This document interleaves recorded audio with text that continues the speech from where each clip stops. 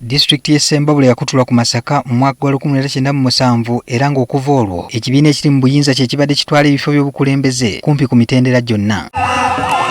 Ng'oggyeko ebifo bya gavumenti ez'ebitundu, disitulikiti eno erina ebifo 5 ebya paalamenti okuli ekya Mawogola North, Mawogola South, Mawogola West, Lwemiyaga mpozi n'eky'omubaka omukyalo wa disitulikiti. Mu kalulu akaggwa aka 2021 NRM yatwala ebifo 4 ku bino ng'ekya Mawogola South kyatwalibwa National Unity Platform so nga mu 2016 ebifo byonna byatwalibwa NRM.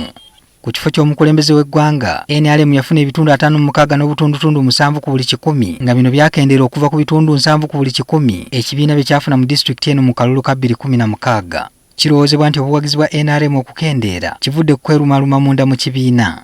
Embeera y'okwerumalumeza eyolekera mu kulonda kw'obukulembeze bw'ekibiina mu disitulikiti eno era ng'ebiseera ebisinga poliisi etuuka n'okubiyingiramu okusobola okukkakkanya embeera.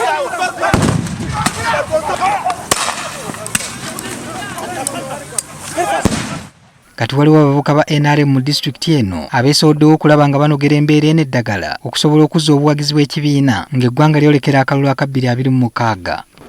Kye tutunuulidde kiri ekintu kimu, tufunye tutya kandidate gwe tuteekateeka mu primaries z'omwaka ogujja. Wiiki eno bano babadde n'ensinkano mu tawuni kanso y'Entuusi mwe bayogeredde ku by'okunyweza obumu mu bammemba b'ekibiina. Kugenda nga tusomesa abantu basobole kubeera mu ntongo unity, basobole kubeera nga bakola wamu nga bamanyi nga ekibiina kyaffe kifenna.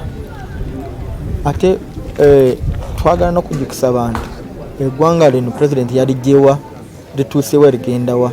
Okuzimba ekibiina ky'NRM mu kituufu bagende mu maaso tunoonyeze pulezidenti waffe obuwagizi nga bulijjo bwe tubunoonya nga tuli kitole tuleke kulivumagana bo bwe tuvumagana tujja kweyuzaamu bwe tuba tuzimbe nga tuyita mu bakulembeze baffe be tumanyi nti abo abantu bulijjo ekintu kye bakola kiba kituufu. Nerwekyo abantu baffe mbakubira omulanga naddala bavubuka abo wanga twali kirala kye banoonya banywere ku NRM. Edmond Bwire omu ku beesimbawo ku kifo ky'omubaka we Lwemiyaga mu kalulu akaggwa atubulidde bye batunuulidde.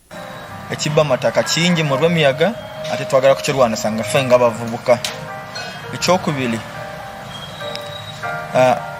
tutandise ekibiina tukubiriza abavubuka bonna bajje batwegatteko ate tugenda kuba training NRM ideology. Bwe kibanga ekibiina muffe 73 ku 100 tetulina mulaalo ya kibiina kitegeeza ekibiina kyaffe kiba tekiriiwo. Opposition tugiraba ba youth bebenyigidde mu kibiina nefe ab'ekibiina ky'NRM tubadde quiet. Enkayana ku ttaka saako n'enguudo embi bye bimu ku bibo by'abatuuze b'e Ssembabule emitwe ng'oba olyawo byakusinziirwako nnyo ng'ensonga abalonzi bagenda okwesigamako okulonda abakulembeze baabwe n'abakiise mu paalamenti.